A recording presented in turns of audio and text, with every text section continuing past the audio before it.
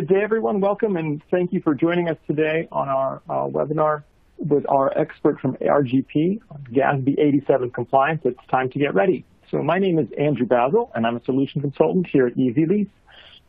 So I'd like to now introduce my co-presenter, Tim Tickle. He's the Vice President of Advisory and Project Management at RGP. He's been in leases for many years and has done hundreds of projects in this space. So to take a look at our agenda for today, what we're going to do is do an overview of GASB 87 as well as what's new. And we're going to kind of start at the high level on what we need to find and then get into the specifics and the granularity of what needs to be identified. We're going to share some case studies as we go through today. And there are three things I'd like you to take away from this webcast. The first being timing, right? So GASB 87 requires a look-back period driven by how many years you're disclosing on your financial statements. The second thing is completeness. Keep in mind that we need to look at both lessee and lessor leases. And third, that this is sustaining a compliance is a key part of this. So it's not really just the destination. It's a new journey, a new process that's part of this because of the new lease accounting standards. I'd like to start with a polling question here, just to get a sense of the type of folks that we're talking to and the type of leasing roles your organization has. So is it A, lessee only, B, you're just lessor, C, you're a mix of both lessee leases and lessor leases. So when we say lessor, we also mean sublets. Or D, you're not sure, which is perfectly fine too. And I know many of you are still in the early phases of this project. So you can see who voted. And as we had suspected, most folks are a mix of lessee and lessor. I don't know, Tim, do you have any comments on what our attendees have voted? No, I think, Andrew, it's pretty much what we would have expected, having worked with a number of organizations already, already ready to comply with the standard. Most of them had somewhat of a mix between lessee and lessor leases, so I would expect that to be the majority on the call today. All right, excellent. So, Tim, if you'd be so kind as to cover the what's new in GASB 87 at a high level, please. I can definitely do that. Good afternoon, everybody. As Andrew alluded to, my name is Tim Tickle. I'm a Vice President with RGP. The good news about GASB 87 is, I think, as we indicated with the title of the webinar, it's time to get ready. I think that the time is here. As we know with the guidance, it is actually live for entities that have their years have started beyond June 15th of this year. So there are a number of entities that are already live in the standard. And that means, if you're just in the process of getting ready to do the work, you have transactions occurring today that will need to be recorded under GASB 87. And so if you're not, completed with your journey, there will be somewhat of a retrospective adoption that will have to be applied. Now, those of you that are coming up on your year ends, I think you do have a little bit of time. But as I mentioned, this is a standard that will require you not only to comply going forward, but also with a full retrospective adoption. And that's going to be defined by the number of periods that you present on your financial statements. So if you do comparative financial statements of 2 years, your prior year, for presentation purposes, will have to be restated under GASB 87. And this does apply for all lessee and lessor leases. They are measured by the present value of the future lease payments under each of the categories, discounted at the incremental borrowing rate that the organization is subject to. The challenges with GASB 87 are cross-functional. I think, when we think about getting ready and adopting the standard, that's one set of problems, but the secondary set of problems is sustaining compliance. So how do I, ready the organization cross-functionally to be able to sustain the compliance? And in fact, making sure that finance is aware when leases change or modify, and how are those going to be reported up to the organization? We also know that there's a number of disparate data sources involved. The hardest challenge is sometimes getting your hands on the contracts. But beyond that, there could be many, many different repositories of data that are involved, whether it be an in-house spreadsheet, or maybe an upstream real estate system that houses a lot of lease information. It could be a vendor repository where maybe you have a vendor that's managing a lot of copier leases for you. Getting your hands on all of the data and being able to extract that and get that into a central repository is a singular problem with this, right? And so understanding that is going to take some time is what is driving the need for most of these organizations to get started right away. But as we move beyond kind of this GASB what's new, I think we do want to take a step back and talk about, one initial component when it comes to data collection that I think is extremely important, and that is this idea of completeness. So before an organization goes out and begins to embark on collecting data and contracts and everything associated with it, first and foremost, we have to be able to demonstrate to our external auditors that we have a complete and accurate lease population. Now, many organizations typically in the past have disclosed the 5-year minimum lease footnote, and they've provided some information to the auditors as it relates to that footnote, and the auditors have reviewed it. I will tell you that the level of precision associated with GASB 87 accounting is much more intense than the previous disclosure requirements, which means that they will be subject to even greater scrutiny by your auditors. And first and foremost is this concept of completeness. When we think about our lease population, there's obviously the leases that the organization is aware of. And so these are ones that probably we disclosed of in the past, or maybe, we have a real estate system that's managing a lot of our real estate leases. But over and above that, we also have to demonstrate to our external auditors that we have done enough work to determine that we have not missed any unidentified leases. And this would be potentially leases that maybe flew under the radar and got coded to, non-lease or red expense accounts.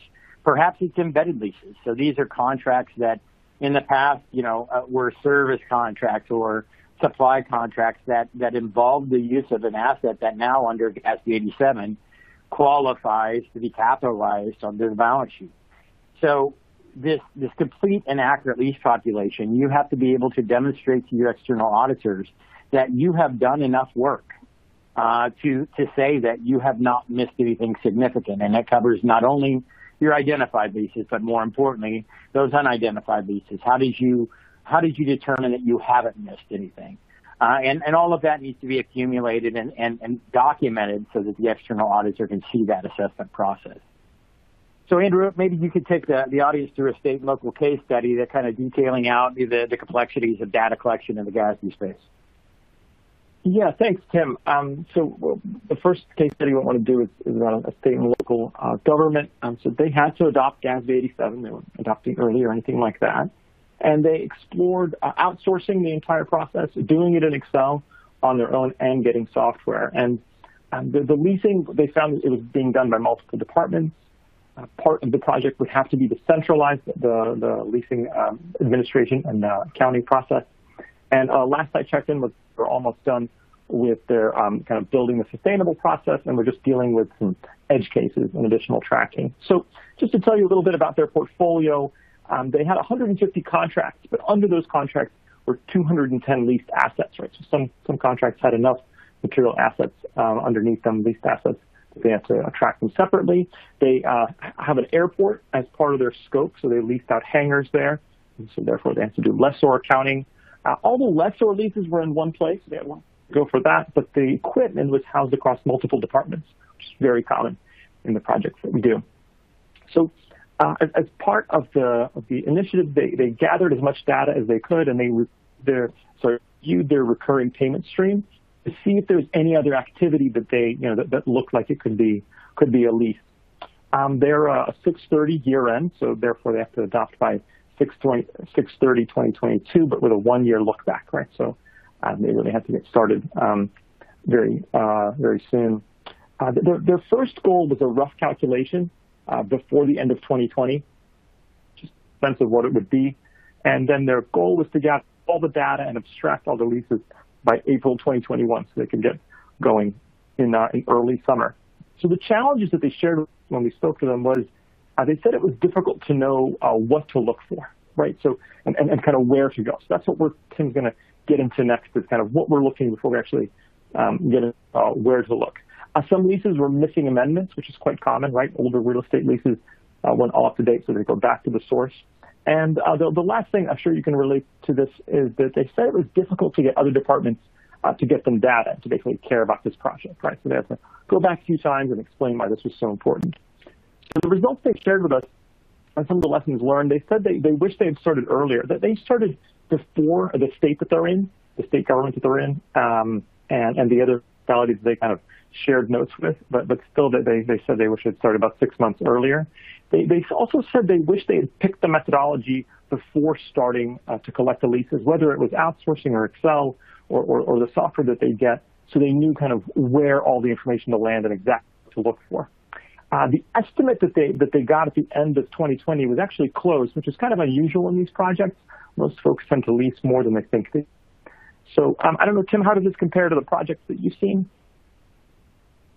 I think you hit it on the nail when you said that the struggle is kind of getting the contracts from the last stragglers. I would say that 85 to 90% of the contracts are pretty easy to obtain and they come through pretty quickly, but it becomes quickly a challenge to get that last 10%, right? And so having to recommunicate and communicate expectations and getting people to send information, and maybe they send not the most recent contract, and so there's a lot of back and forth. And so I think it's just logistics in getting those last pieces of information that ultimately become a challenge, especially with larger portfolios.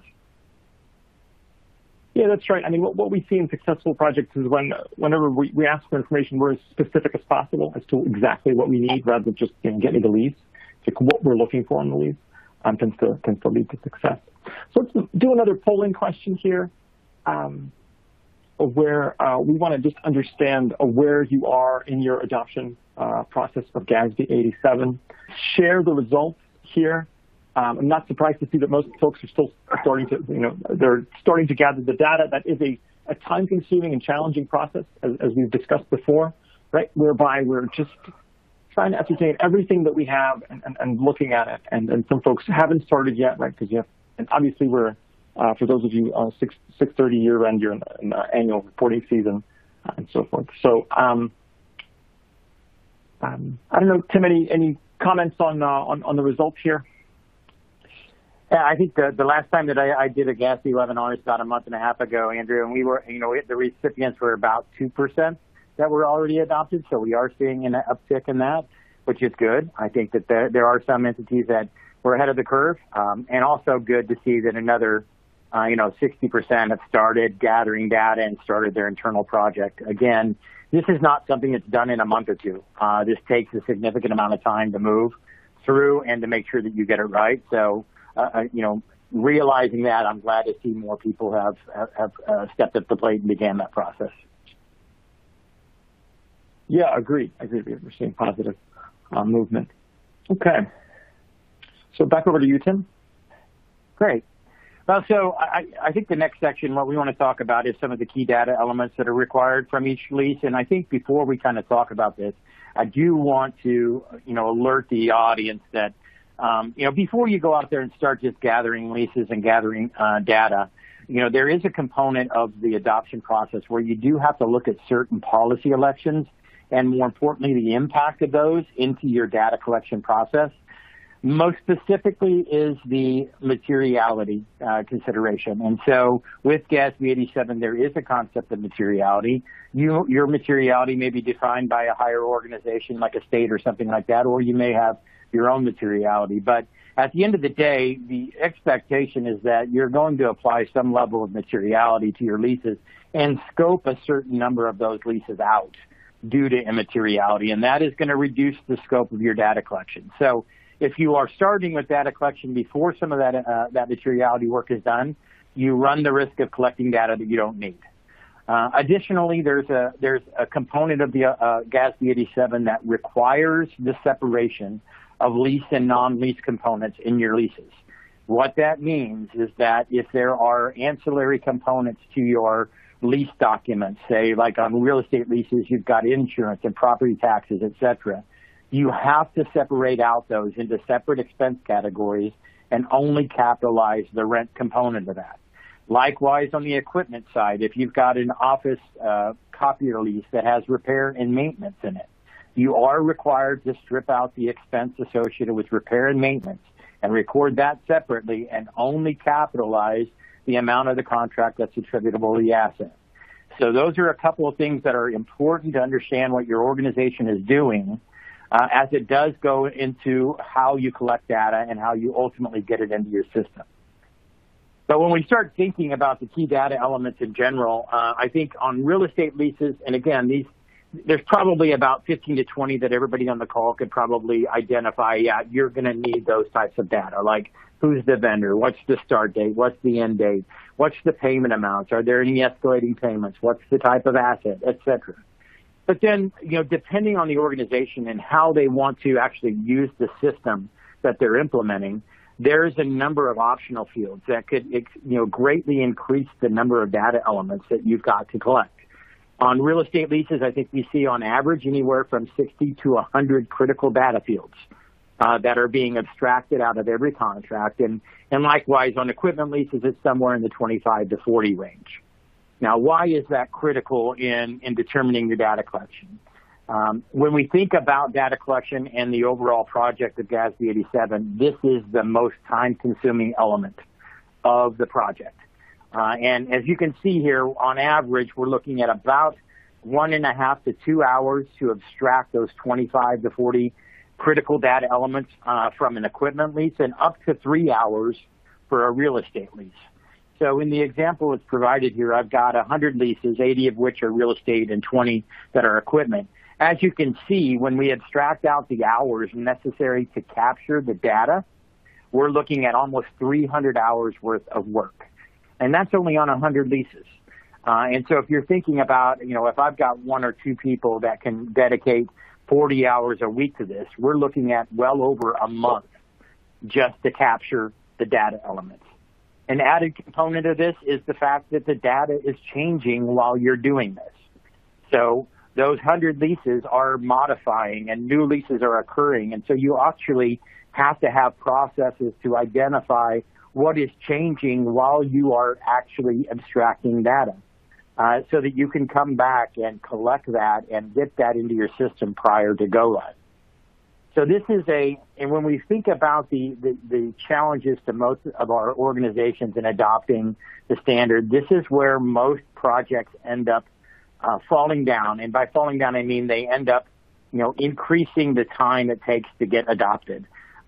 If you don't have the bandwidth to get this done in about a 6-week time period, you're going to be extending the length of this project from 3 to 4 months to 5 to 6 months and beyond. As you can imagine, with larger and larger portfolios, that hours grows exponentially. And so the expectation is that, going into this exercise, make sure that you've done the math.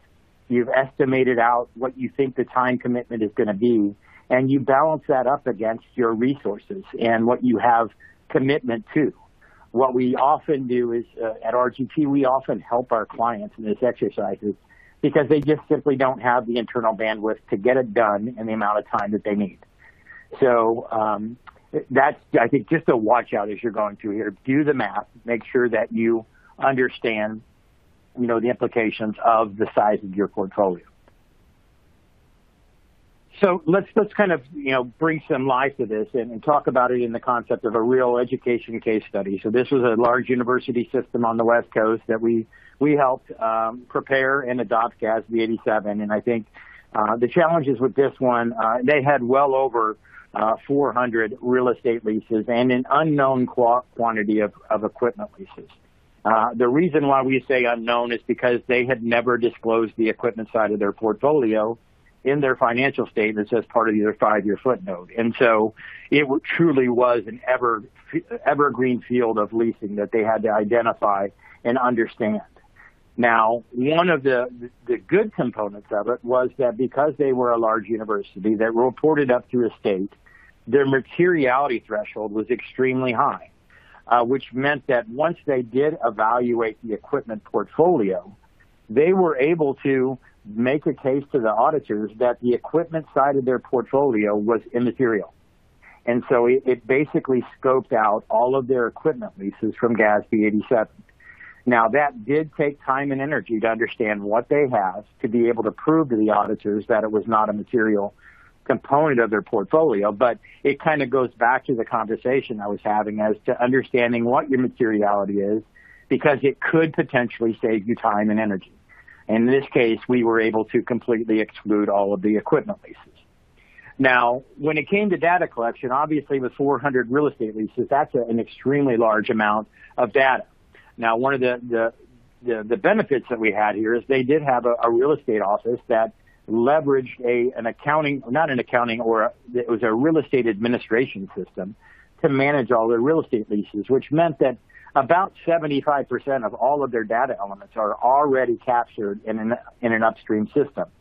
So what we had to do is basically abstract that data and then add the missing components that were required for the accounting, and then ultimately get that loaded into the accounting platform. Now, that 25% of the data was still a significant size of the portfolio.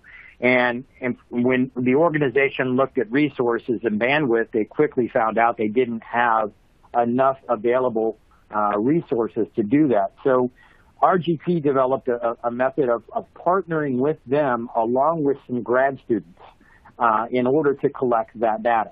And so those grad students, they received college credit for participating on the project. They actually got to reduce the cost of their project by using those college students. And they also leveraged our experts at RGP to supervise and to make sure from a quality perspective all the work was done. From a time frame, as I mentioned, they were ahead of the curve, but they did have some tight deadlines because they wanted to get done before they devoted a lot of time and energy to an ERP upgrade. And so we were able to get them live and ready well in advance of the adoption date, which was July 1 of this year. And they currently are live in the standard, and they have met all of their requirements. Lessons learned, I think, this is a collaborative exercise. So if you're not working with partners, this is a good example where partners can help in either providing alternative ways to get you where you need to go, providing expertise as well as best practice along the way that can greatly reduce the amount of time and effort that your organization takes in going through it. So I think this was a win-win for everybody and a good example of how a collaborative project can ultimately benefit everybody. So why don't we go to the next polling question here? Again, and this is one that we've talked about briefly, but we again want everybody to consider this, is how many fiscal periods is your organization required to disclose in your annual financial statement? Is it 1 fiscal period, 2 fiscal periods, or C, unsure? Right, so I think it's pretty evenly split, either 1 fiscal period or 2 fiscal periods with a quarter or a little bit more than that, unsure. The standard is pretty straightforward. So whatever is on the face of the financial statements, so if you are presenting just a single period on your financial statements, then you do not have to disclose or go back and apply the full retrospective methodology to your prior year information. Now, if you present a current year and a previous year in your financial statements, the previous year will have to be restated, which means that you will need to know a little bit about your leasing from the previous year in order to present the correct balance sheet information as of the end of the year. And those that are unsure, again, if you're unsure before, you need to become sure before you start data collection. Because again, as I indicated, if you do have to do 2 years, it will increase the scope of the data that you need to collect, and you'll need to be aware of that at the onset. So moving forward, when we talk about the steps required to ensure that we get all of the data and that it's accurate, I think we want to spend some time talking about this, as there is it isn't a one and done type of exercise. It's an iterative exercise that involves a number of steps in getting this done and done correctly. As you can imagine, and we've talked about previously, it is a significant challenge just to find all the original lease documents. and organizing them so that they can be leveraged to pull data if necessary. Now, I will tell you, if there are alternative ways of getting to data, and by that I mean existing repositories of data, whether it be spreadsheets or upstream systems in real estate or maybe a vendor repository, I would suspect that you want to leverage those existing repositories before you go to the step of abstracting data from contracts. The abstracting data from contracts is the largest, takes the longest time. And so that second step of developing a collection plan is just that. It's understanding, okay, where are my paper copies? What other repositories of data do I have? How complete are those repositories? Can I leverage them? Can I get extracts from those data repositories so I can leverage data elements? And in developing that collection plan, you're basically going to lay out exactly what is your approach to gathering each of those individual elements of the portfolio. Once you move to step 3, you're now in the execution phase. So either you're pulling up paper contracts and you're abstracting the required data fields for both the real estate and equipment leases, or if you've got an extract from a repository, you're cutting and pasting data from one Excel spreadsheet into another one. And then ultimately adding missing components that maybe the other repositories don't have that are necessary for your system. Now, prior to loading anything into the system, and whatever your system that you've chosen, the auditors are going to expect that you have done some level of validation before you load it in. This is an accuracy assertion that basically ensures that if you're going to rely on this information to report financial information going forward, there has to be an accuracy check before you load it into the system. And so that data validation exercise is usually a sampled approach to test the data that is in these upload templates that has been, aggregated, and to test certain components of that data back to the original contract. And it's also designed to be documented so that you can actually represent that and demonstrate that you did this work to the external auditor. Last but not least, you're going to then load the data into the system of record, and there will be another step of validating data once it's loaded. Again, it's maybe not as intricate as checking every field, but at least at a record level, if you are loading 300 leases, when you're done, you should have 300 leases in your system, and you should be validating that. And as I mentioned, while you're doing all of this work, data is changing.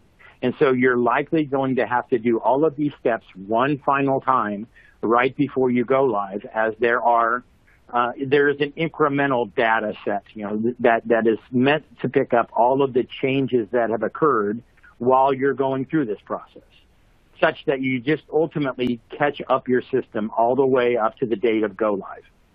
So it's not as simple as gathering contracts.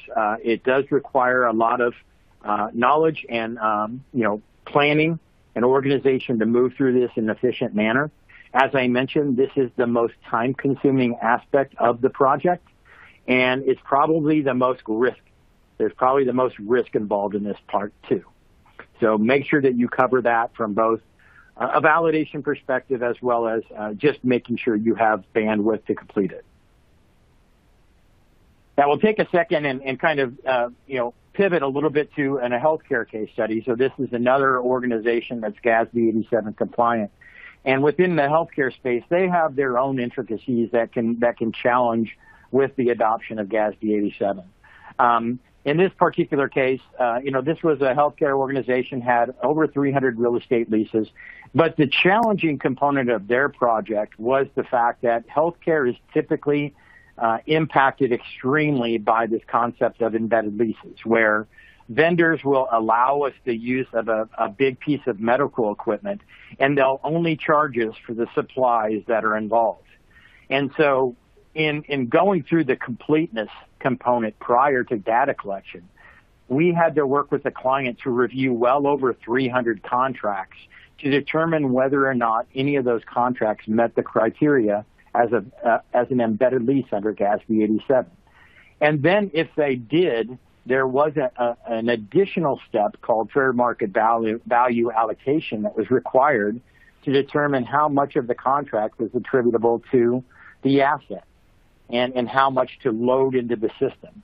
This added a lot of time and energy to the process that typical organizations don't have to go through. And it also introduces a concept in the sustained compliance arena in that, going forward, their procurement group was now going to have to be extremely aware of these contracts going forward so that the finance could continue to evaluate them as they came through. Now, in this case, we actually developed another collaborative approach to collecting data where we used not only the client's personnel, but also interns that had been hired for the summer. And those interns were involved in the data collection process. They were trained by us. They were supervised by RGP data collection experts. And ultimately, as a collaborative group, we got all the data collected. From a time frame and a deadline, all of the time frames were met. We did our homework up front. We knew how much time it was going to take. We made sure we had resources available, and we had a very good and tight data collection plan. From a challenge perspective, I think, as you can imagine, all of these 300-plus contracts were spread throughout the organization in some capacity or another. And so getting our hands on the 300 embedded lease contracts that we needed to review was probably the most challenging component because these contracts didn't say lease or rent anywhere on them. But we now needed to ferret it out through an approach, a way of getting to those contracts. Lessons learned here, again, I think the important part of this was that understanding that this was not just a one-time exercise, especially with the concept of embedded leases, in making sure that they, as an organization, knew that they were going to have to do this forever, and that their procurement people had to know what embedded leases looked like and smelled like so that they could continue to provide those to finance ongoing.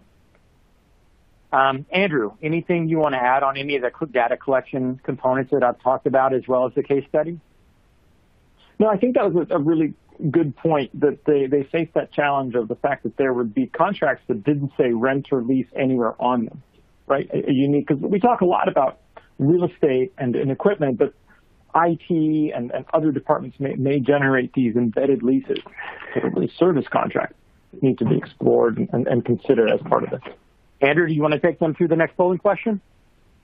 Yeah. Let's do our last polling question here, which is where now that we've kind of explored, what we're looking for, we're curious to hear what types of lease data do you plan to capture across both your lessor and lessee portfolio? I want to share your result, and now I'm excited to hear that most of you are looking for everything, right? And that you're trying to gather all the leases that you have, and then depending on how your conversations go with your auditor and so forth, you could reduce that population down. Any comments on the results here, Tim, from your side? No, I think, obviously in going through this exercise, you want to capture everything, at least to understand what you have. Now, then the secondary question is, okay, what are you going to administer in your platform going forward? How are you going to meet the disclosure requirements? How are you going to meet the external audit requirements? So, having everything, at least gathered to begin with, is important. Just make sure that you think operationally about, if you put them in a system, you are basically, acknowledging that you're going to track those leases and administer those throughout the life of the lease. And so there is an administrative cost associated with it. So just be aware of that. Yeah, great. Thanks. And thank you, everybody, for voting in the polls. So we really appreciate it. So the last area that we want to talk about is why is it that we need to create a process to manage the ongoing accuracy of the information that we're gathering, including any leases or changes. So we discussed kind of what we would gather, the best and optimal processes to gather it as that initial project. But the reality is that this is going to be an ongoing new process that needs to be sustainable, in that we're going to have to continue to monitor and see if there are not only new leases coming in, but key events that take place against existing leases. So a Big Four study from last year showed that 70% of the leases involved in it change in a significant enough way where we must account for them and monitor for them over the span of 12 months. So 70% over the span of 12 months, a really significantly higher result than I certainly expected. So we have to look out for examples such as leasehold improvements, those new leases, as I mentioned, coming in, any of those leases that we then centralize turning into sublets, right? And that's having to do the sublessee accounting, impairments against both equipment and real estate, and other types of events, so that as we're going through the initial project, we're building a way to monitor everything on an ongoing basis. So just to kind of, I want to summarize everything we've talked about on the webcast, and then we're going to get to Q&A. I see some questions coming in. If you have any others, please submit them now so we can have time at the end to address them. But as I mentioned at the top, the three things we'd like you to remember from this webcast are first is timing, right? So that look back period that we intentionally had a polling question on is going to be driven by the financial disclosures. So it might be that we already need to start doing this now. The completeness of this project, right? So it's making sure we're monitoring for immaterial and short-term leases, because as Tim said, they're part of our disclosures. So we're going to have to do it somehow, and also remembering to include both lessee and lessor situations. Very, very common in GASB 87 projects. And the third thing is just what we covered now, is that having a sustainable compliance process that's going to continue to monitor new events that happen against our existing leases and new leases that are created in an efficient way, right? We don't want to make it a big burden on our ongoing closes and compliance as part of this project. But I want to switch over to Q&A and take some questions here. So again, if you have any others, please submit them now. I think the first question that I see here is, organization is doing depreciation of finance leases in their fixed asset system. What have we seen in experience? So I do want to comment that, if your year started after June 15th of this year, then, you're live in the standard right now. So July 1st was the first of your year. You're live in the standard, which means that most likely you have lease expense that's hitting your P&L on a monthly basis right now, when in reality that lease expense does not exist anymore. It actually is depreciation expense. And so in going back and retroactively, restating all of those transactions, you're going to be moving a lot of information that's currently presented on your income statement as lease expense into another expense category. That's an important thing to remember. A lot of organizations either are, choosing to book this at one time at year end so that the organization can continue to have visibility of lease expense, and then at the end of the year, they're replacing all that lease expense and then recording the depreciation expense. But I think it's an important thing to understand is that you've got transactions that are occurring today, if you are live in the standard, that are not being reported correctly under GASB 87. And so if you don't understand how you plan on recording them going forward, you'll be kind of figuring it out after the fact. So whether or not you use a fixed asset system or not, I think that, that is fine, but what you're not going to have is typically the liability side of this. And if you've got hundreds and hundreds of leases, your fixed asset system is not going to maintain hundreds and hundreds of amortization schedules. And that's typically why, even though you maybe have access to a fixed asset system, that is not something that's really applicable for GASB 87, because you also have to house all of the amortization schedules, and those are critical. Because at the end of the day, your liability is going to be a summation of all those amortization schedules. And so that becomes an administrative nightmare if you're not using a system that does that. Andrew, do you want to take a question? Yeah, I think an excellent one came in asking, would you please recap the scenarios that may trigger the look-back period? This is a really important point. I'm glad you asked about this because the standard stipulates that we're supposed to do a look-back period based on the number of fiscal periods we have on your financial disclosures, right? So if you have 2 years on your financials, you're doing a one year look-back period, right? And then if you have 3 years on your financials, you're doing 2 years back. So it's in the standard. Yeah, and it's the financials. Yeah, it's the financial statement, the face of the financial statements, not the disclosures component. So if you're only presenting 1 year or 2 years on your financial statement, the face of it, those are the only periods that have to be restated. So it's driven by the number of periods on the face of your financial statement. Was related to GASB 96 and for subscription-based IT agreements. And it's a great question because, shortly after GASB 87, you're going to be looking at GASB 96 adoption, which is essentially the same thing that we're doing for lease accounting, but it's now for all of your subscription-based IT agreements that the organization has. And having worked with a few entities that have already begun the data collection around this, they are typically finding more subscription-based IT agreements than they are leases, which, as you can imagine, all the different, SaaS systems that the organization may use across all the various, agencies, et cetera. This could be a large collection exercise. So there are some synergies associated with that. If you haven't begun data collection for GASB 87, you may want to, combine this with your effort to identify GASB 96, again, to shorten the time period that it takes you to gather everything for GASB 96.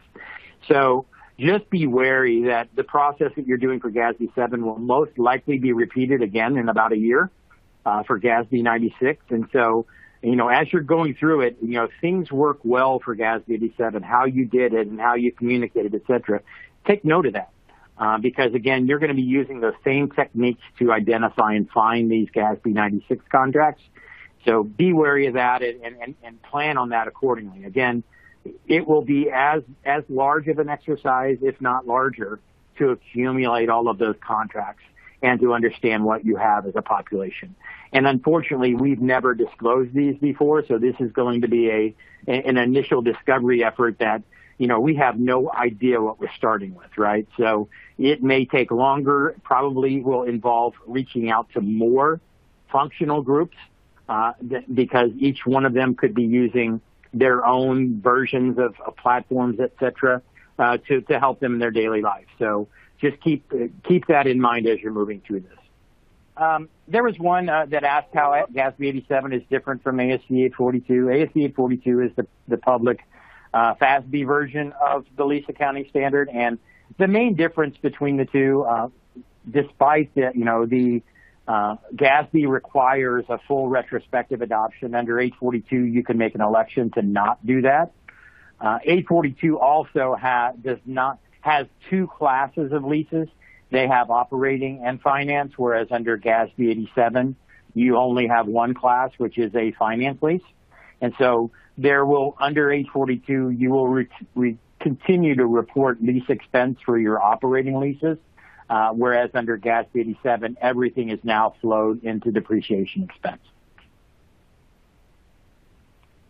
Yeah, I wanted to do another question here. I think this is an excellent one that asks, taking the capital borrowing rate instead of the implicit rate of return always gives some significant differences, especially for long-term leases.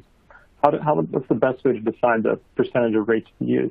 We get this question all the time, right? And one of the things is, yes, you can get that incremental borrowing rate, the capital cost of capital from your treasury department, or you could use the implicit rate. At the end of the day, it's whatever agreement you come to with the auditors, and that definitely leading practice to use different rates across different types of leased assets. And Tim, would you be so kind as to comment on that from your experience as well, please? Yeah, unfortunately, the standard uses the term incremental borrowing rate. And, first and foremost, you're required to use the implicit rate if you know what the vendor is charging. In most cases, you're not going to know because as part of the implicit rate, you have to know any of the initial direct costs that the vendor is incurring, and they're not going to disclose that to you. So absent that implicit rate, then you have to fall upon your incremental borrowing rate, which is not your capital borrowing rate. It's a specified, defined rate that takes into account what it would cost for you to go out and obtain a loan for that asset, and only collateralized by that asset. And so it typically involves working with Treasury to develop a rate profile, an incremental rate profile that will then be applied across the various tenures of your leases. It is a subjective calculation, and you will have to show your work to the auditors. This is an area that typically the auditors do spend a lot of time on. So just throwing a number out there, and they typically will frown upon that. There will have to be some substantiation in arriving at the rates that you end up using. And so typically that does involve a collaborative effort, not only with your Treasury group, but as a partner, they can bring, your partners can bring best practices that they've used with other customers and clients, et cetera, to help you develop that. And then ultimately, like Andrew said, you are going to have to present that to the auditors and ultimately get their agreement with it. So unfortunately, it's not a simple process, and it does involve a little bit of thought and explanation. But, there is, the good news is that a lot of organizations have gone through this, so there is some basis for how you go about doing it, but every organization is going to be a little bit different.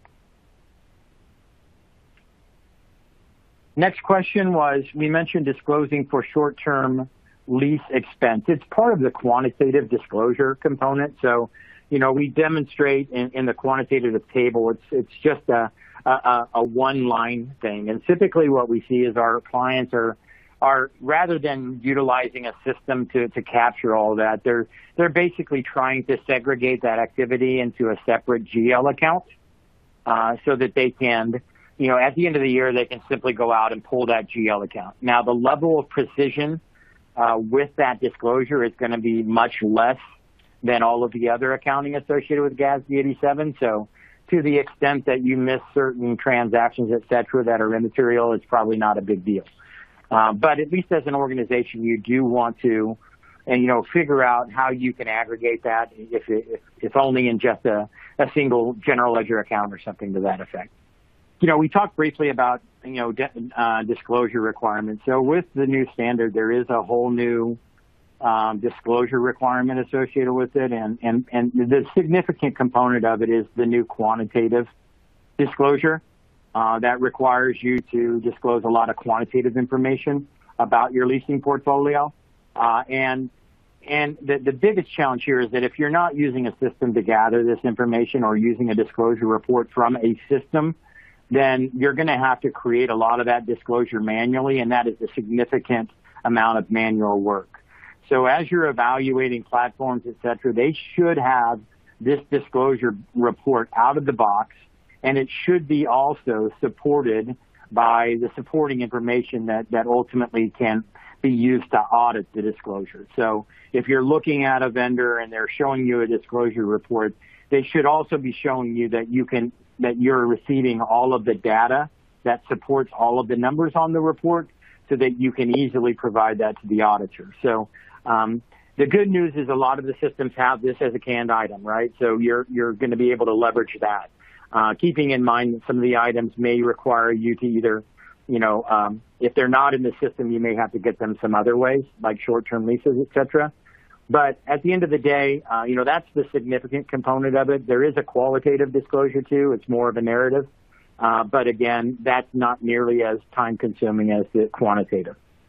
Thank you very much, Tim, and thank you very much everyone for attending. On behalf of everyone at EZLease and RGP, I want to thank you all for taking the time out of your busy schedules to attend. Thank you all again, and have a great day.